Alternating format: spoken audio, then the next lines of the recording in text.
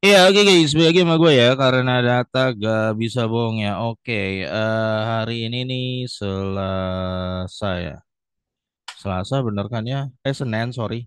Senin, sampai lupa tanggal gue. 23 September IHSG. Iya, justru terpantau hijau ya meskipun brand ARB ya ternyata masih hijau ya. Oke.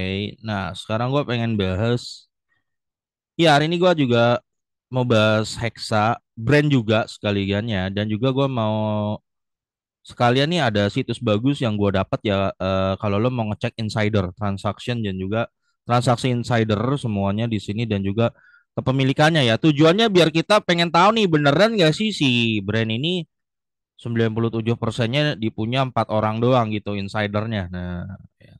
Ini bagus banget ya situsnya Simply Wall Street ini. Jadi lo kata kecil kuncinya nanti ketik aja brand insider sell shareholder, dia akan nongol paling atas. Atau lo mau cari BRI ya, holder insider nanti nongol, dan ketika lu buka nanti lu lihat tuh. Ini biasanya kan kalau insider kan lo harus bayar ya, di beberapa aplikasi ini gratis John ya. Jadi lu bisa lihat tuh. Nih kayak BRI ini 19 Juni tuh dibeli oleh Pak Arga Nugraha tuh 900 juta ya. 14 Juni ini terus Pak ini di rootnya nih Pak Sunarso beli 997 juta nih tanggal. Nah, jadi kelihatan transaksinya dan kepemilikannya berapa persen semua kelihatan di sini individual. Nah, ini nanti mau kita bahas ya. Termasuk nanti kita bahas punya brand juga ya. Betul nggak sih dia dikuasain gini gini gini gini. Nah, itu yang mau kita bahas. Nah, oke. Sebelum gua masuk ke Hexa dan yang lain, Hexa besok ya Rupiah ya. Kemungkinan bagi dividen ya. Jadi, tapi kalau nggak bagi pun udah siap gitu John. Jadi gini, kita di bursa ini meminimalisir risiko. Kalau gua caranya satu emiten jangan sampai lebih dari 10%. Sehingga kalau seumpama besok Hexa tidak jadi bagi dividen, gua psikologinya tidak terguncang gitu loh. Ngerti ya John ya? Poinnya tuh di situ. Dan nanti tanggal 25 ITMG cair ke rekening. Nah, kalau gua saham filosofinya lebih kayak gitu ya John, lebih gua anggap saham itu kayak kebun ya, bikin kebun gitu. Banyak pohon-pohon semuanya berbuah nih pada waktunya. Ya, kalau pohon bagus gua koleksi ya nggak apa-apa. Banyak nggak apa-apa gitu kan, lama-lama nanti kan dia bagi-bagi setiap hari apa bagi. Nah, itu filosofi investasi gue seperti itu. Ya, jadi gue anggap saham tuh kayak kebun.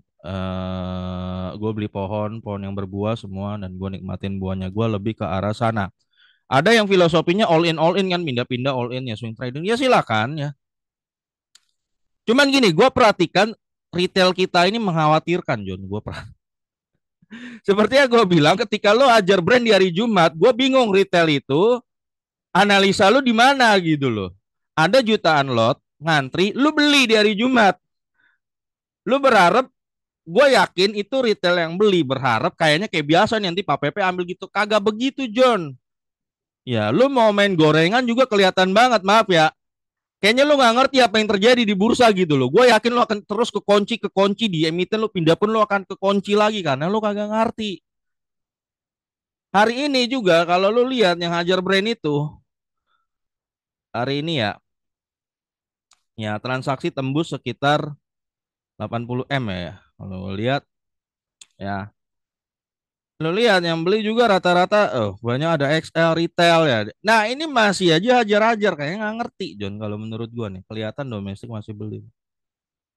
Ya, nggak ngerti bahwa untuk bisa naikin itu jutaan lot itu harus habis dulu. Ya, harus habis dulu.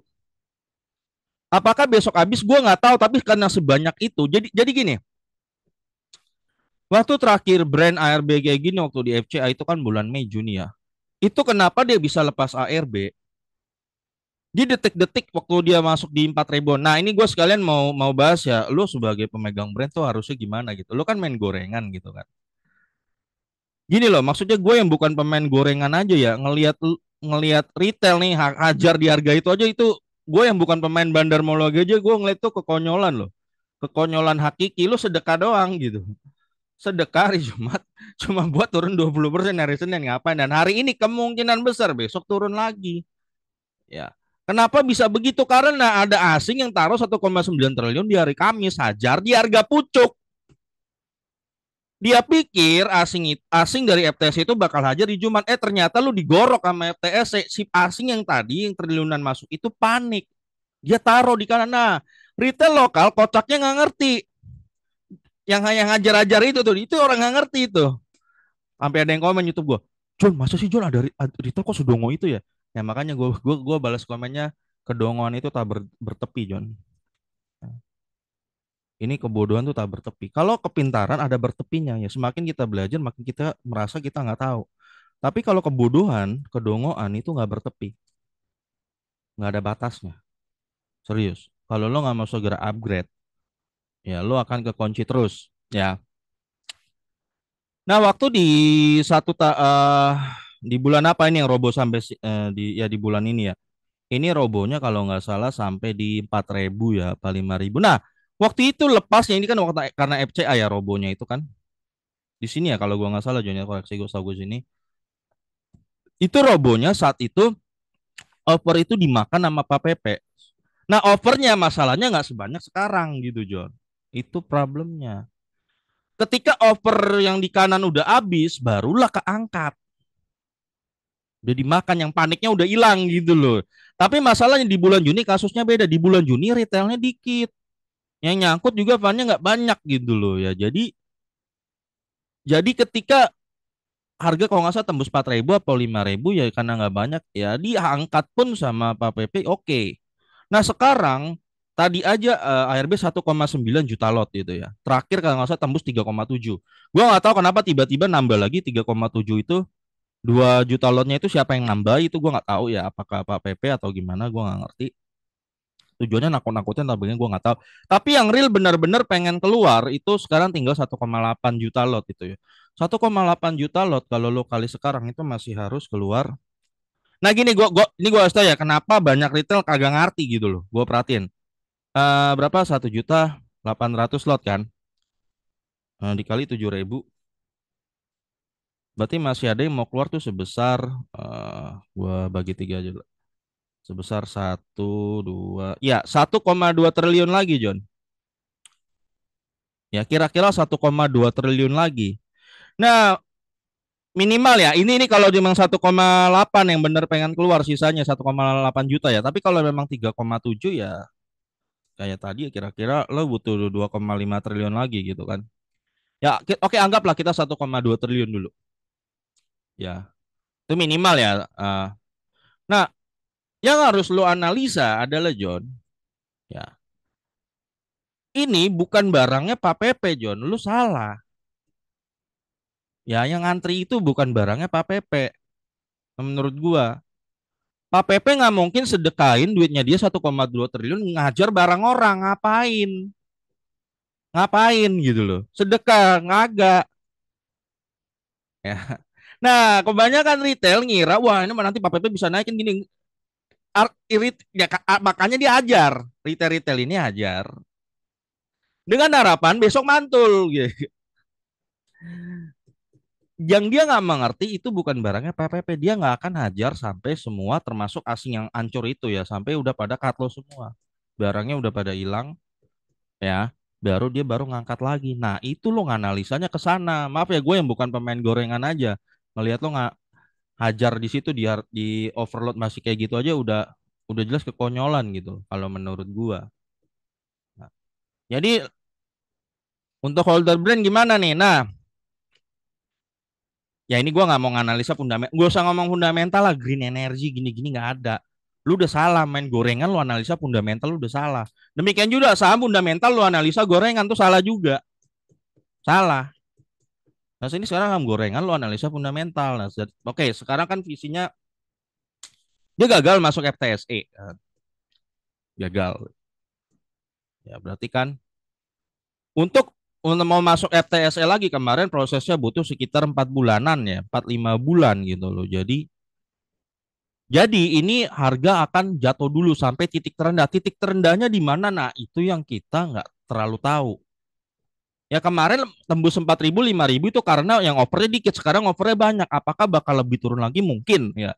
Nanti tandanya gimana? Tandanya ketika overnya udah mulai tipis dan tiba-tiba nanti ada yang angkat hijau gede. Nah, itu tandanya kalau menurut gua apa PP mulai gerak. Nah, disitulah lu mulai akum. Kalau dia masih ada plan C ya, plan C dalam arti ini kan FTSE udah gagal. Apakah plan C-nya masuk MSCI?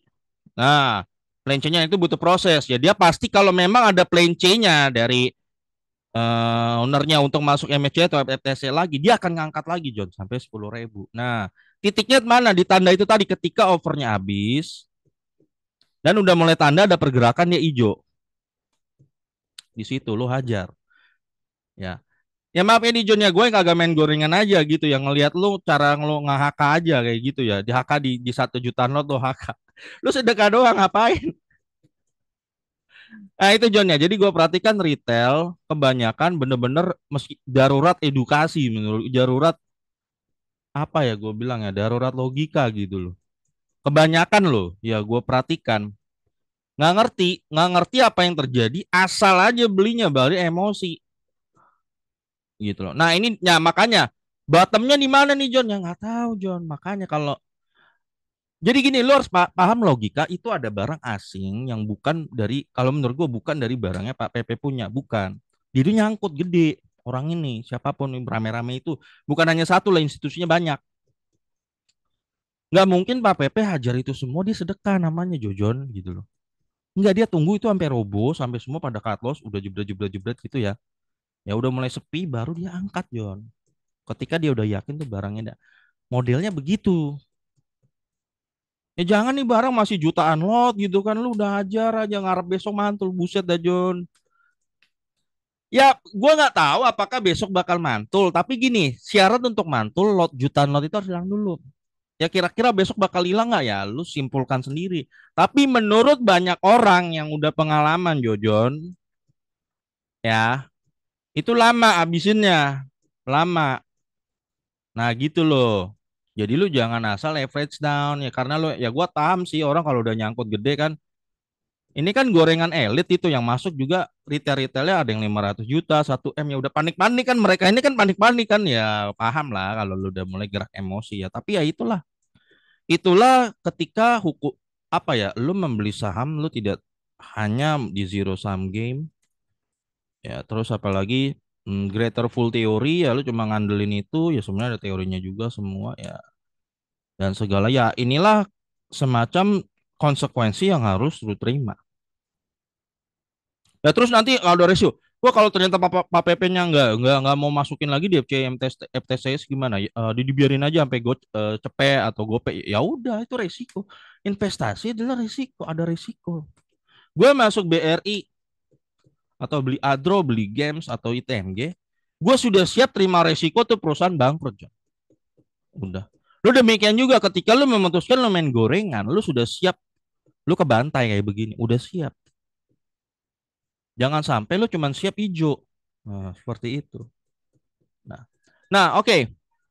Jadi kalau itu kalau menurut gua ya kalau lu pengen nanya baik ya gimana menurut gua itu. Tapi gua tetap disclaimer, gua tetap bilang bahwa gua nggak tahu itu barang habis sampai kapan ya. Udah nasib lu di tangan itu aja mereka. Kalau seumpama itu jadi kegocap ya udah. Tapi kalau seumpama ada plan C nanti Pak PP-nya mau naikin lagi masuk lagi ke MCI ya.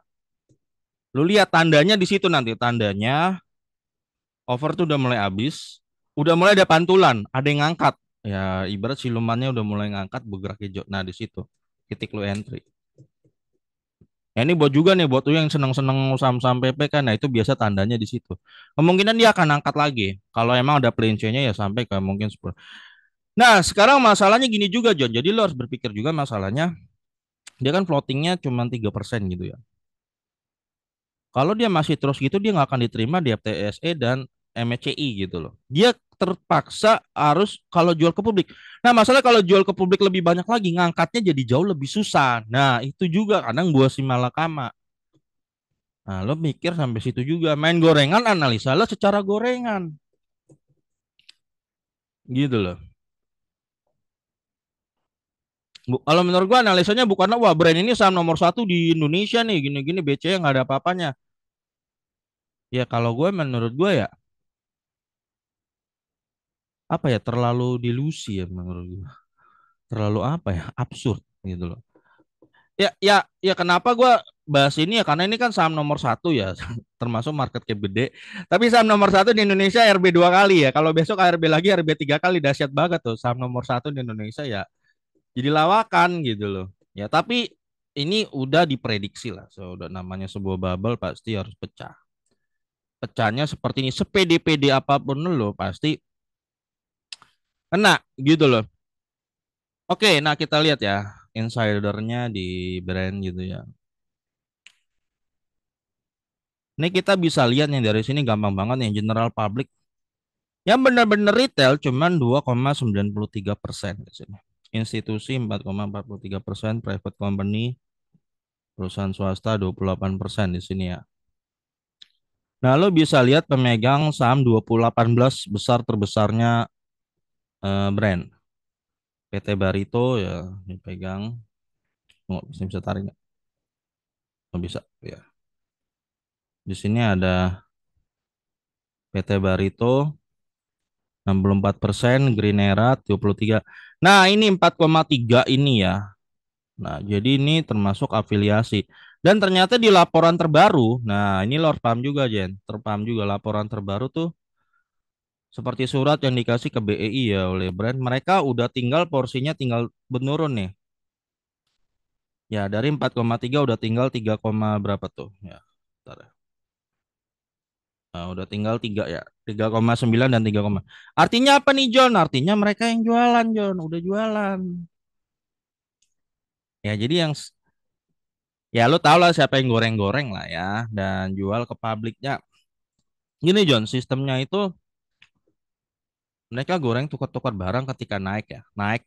Mereka tuh hanya akan angkat barang ketika mereka yakin itu barangnya punya temennya. Oke. Ketika retail mulai masuk, di situ mereka distribusi pelan-pelan meskipun retail. Memang mungkin bukan tujuan akhir ya, tujuan akhirnya mungkin MSCI atau FTSE gitu kan, yang asing. Tapi kalau lagi publik lagi muncul di pucuk gitu, misalnya 10.000 lagi di itu, mereka akan jualan tetap. Nah, di situ rahasia kenapa kadang-kadang ketika lo udah masuk kok brandnya jadi robo gitu kan. Nanti ketika lo udah cut loss di bawah baru dia naikin lagi. Seperti itu. Jadi ini udah jualan. Jadi misalnya kalau kita lihat 3,9 persen gitu ya. 3,9% kan di brand itu ada. Berarti kira-kira dia masih pengen jual 8%. Sebenarnya mau incer dana berapa sih ya? Coba kita itu. 8%.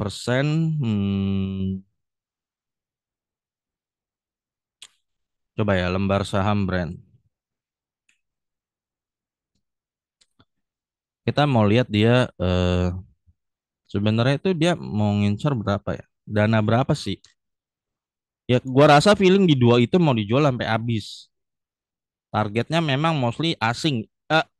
Oke, gue balik ke FTSE ya. Kalau udah dua kali di prank sama FTSE, gue yakin, oke lah, gue nggak mau bilang yakin lah. Menurut gue, kemungkinan besar FTSE emang sengaja ngeprank, udah gitu aja. Oke, tujuannya kan si FTSE ini pengen digorok gitu kan. Dia pura-pura makan umpan, ngerti gak sih? Detik-detik pas sudah masuk dia upload jebret, upload pengumuman bahwa gua nge-kick brand sengaja. Jadi dia pura-pura dongo di endingnya digorok balik. Kalau menurut gua situ. Ya kalau menurut gua kalau masih mau incer FTSE lagi.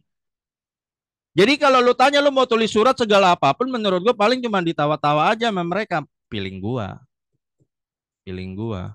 Ya karena nggak mau ya kalau udah dua kali disengaja nge-kick itu berarti itu bukan, kalau menurut gua kecil kemungkinan tuh ketidaksengajaan gitu. Menurut gua ya emang sengaja ngeprank gitu loh. Kalau menurut gua.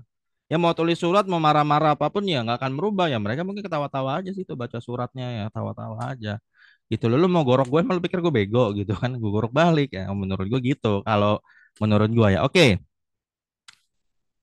Dia ada 133 miliar lembar ya. Kalau 8% itu sebenarnya ngincer berapa sih?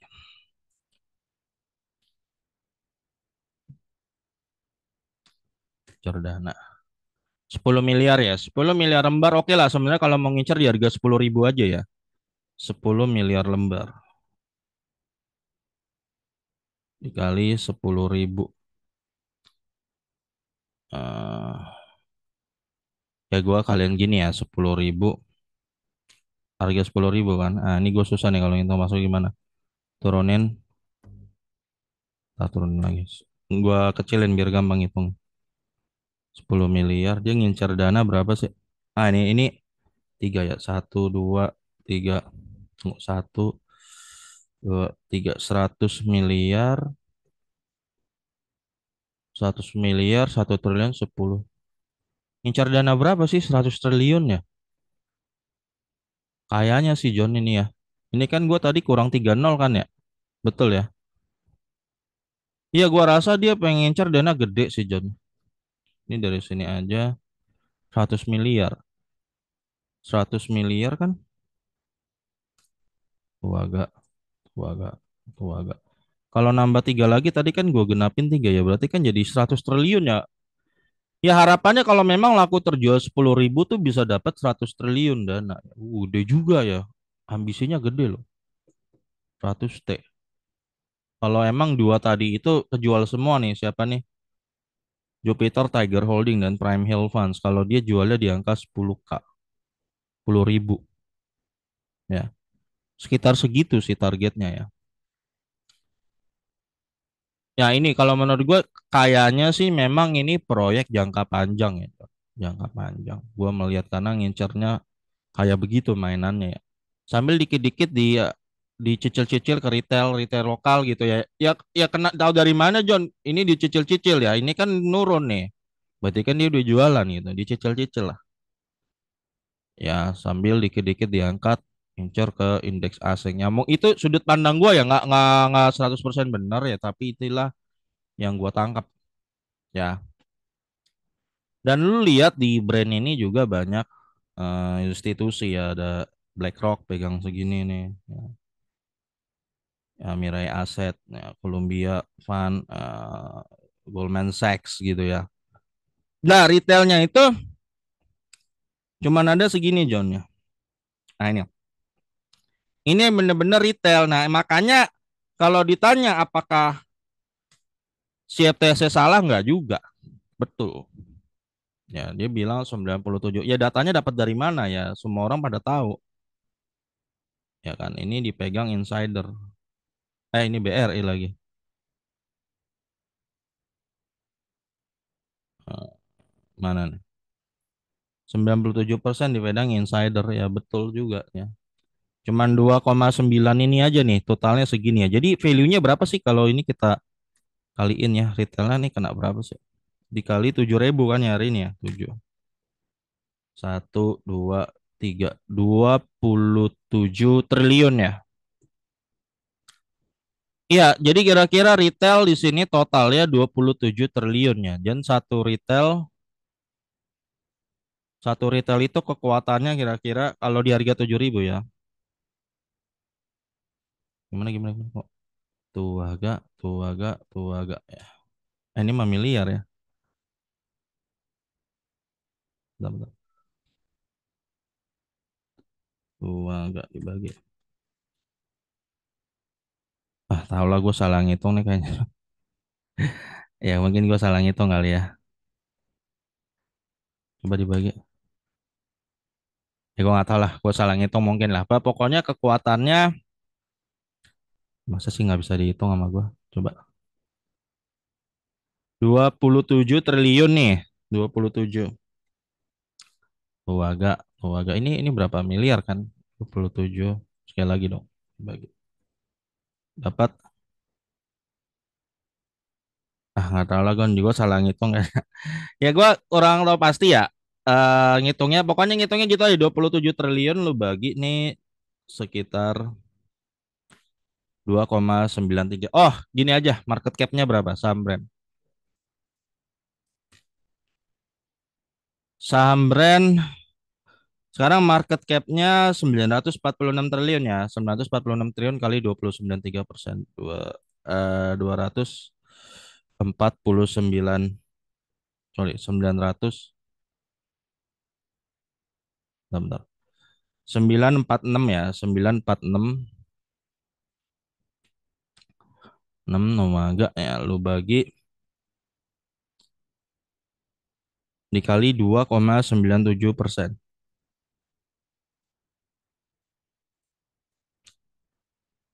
Ya kira-kira benar 28 triliun ya. Oh ya, gue lupa 28 triliun dibagi 16.000 pemegang sahamnya. Aduh, oh gue ngaco sih. Rata-rata satu retail itu kekuatannya di sini sekitar 1,7 miliar retail yang di sini. Ya jadi mungkin ada juga institusi yang nggak tercatat gitu ya. Nggak tercatat jadi anggap ya retail. Jadi rata-rata 1,7 M ya. Jadi retail-retailnya berduit juga John. Makanya tadi katanya ada yang nyerok 1 M 700 juta gitu gitu kan. Kelihatan. Ya retail di sini yang kekunci lumayan gede. Ya rata-rata orangnya ya. Makanya ini jadi heboh. Ya 1,7 miliar rata-rata. Nah, kalau besok KRB lagi, Brand, ya, tadi kan dia kira-kira butuh 1,2 triliun ya. Oke, minimal ya. Oke, 1,2. Besok kemungkinan di harga 7.075. Lu kali aja 0,8. Kalau RB lagi ya ada di harga 5.660. Nah, yang tadinya butuh 1,2 triliun ya sekarang kan jadi cuman butuh 960 miliar ya. Semakin kecil harusnya nanti semakin gampang. Kalau dia ARB lagi di hari Rabu ya, lu butuh dana makin kecil lah. ARB lagi di hari Rabu 768 miliar ya. Gua rasa belum berani diserok deh di sini ya.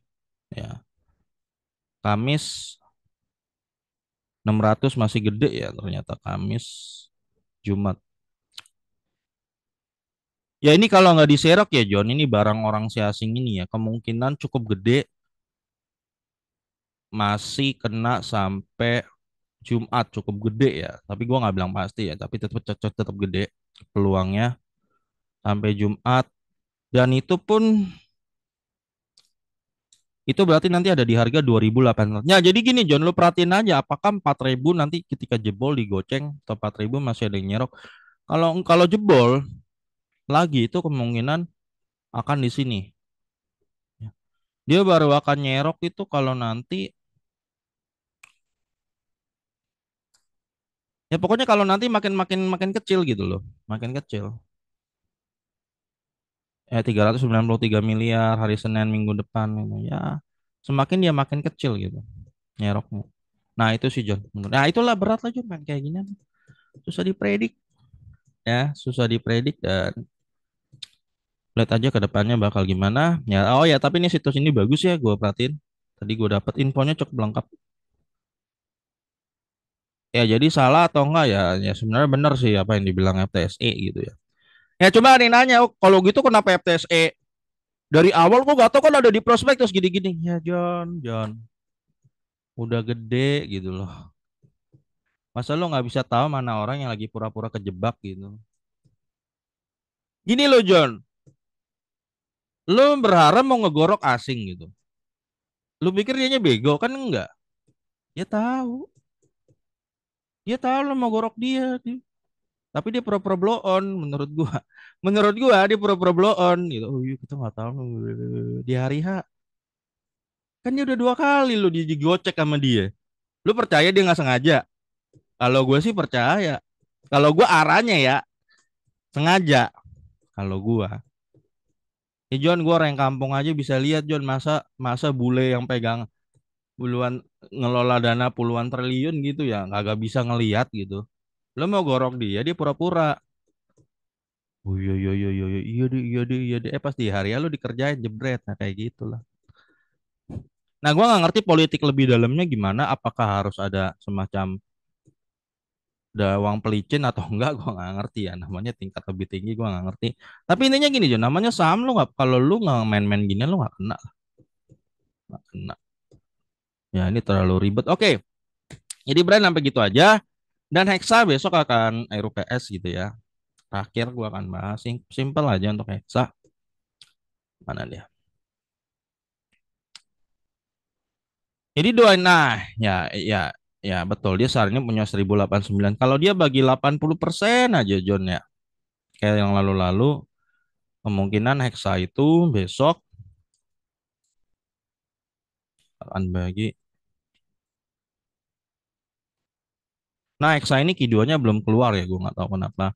Ya 871. Ya harga sekarang lo akan dapat 13,1%. Doain aja. Tapi kalau seumpama dia batal nggak jadi pun harus dipersiapkan Jon. Nah itu juga. Kalau gue caranya jangan sampai satu emiten lebih dari 10% supaya kalau ada kenapa-napa hal yang nggak terduga psikologi lu tetap terjaga. Ketika psikologi lu terjaga, kecil kemungkinan lu melakukan keputusan yang hanya berdasarkan emosi. Contoh banyak orang all in di brand gitu.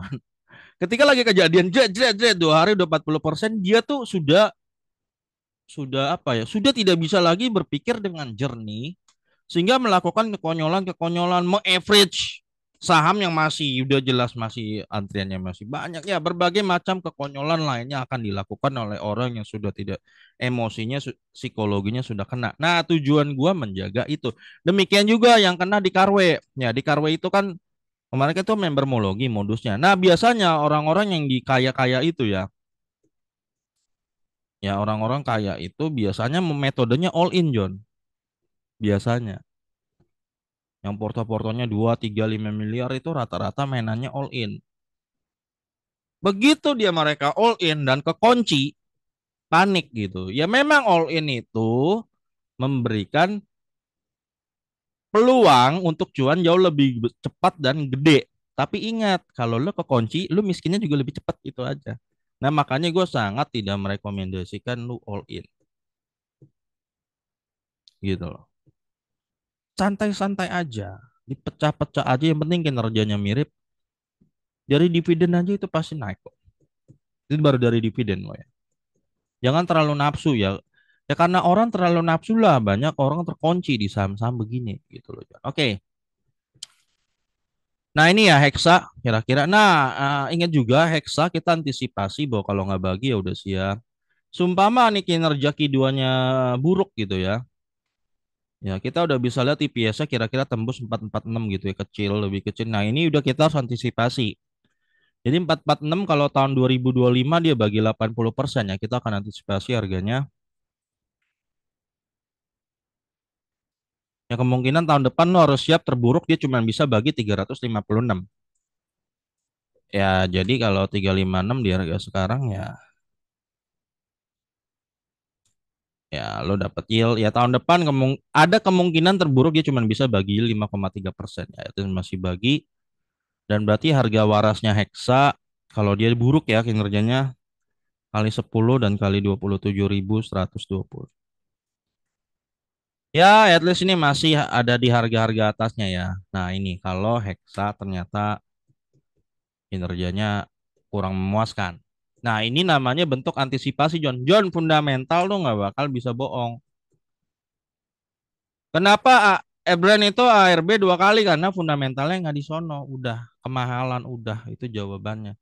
Kalau lo masih terus percaya dengan narasi fundamentalistik ya silakan kita kan nggak bisa melarang gitu kan.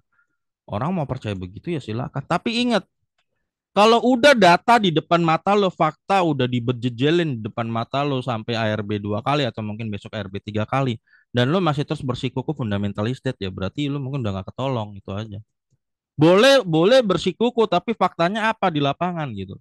Ada nggak lo pernah nemu kejadian BBCA, BBRI, ARB 2 hari beruntun gitu? Dalam kondisi normal kayak gini ya, kondisi normal. Kan kagak. Sepanik-paniknya nggak, mereka nggak ARB 20% 2 hari beruntun gitu.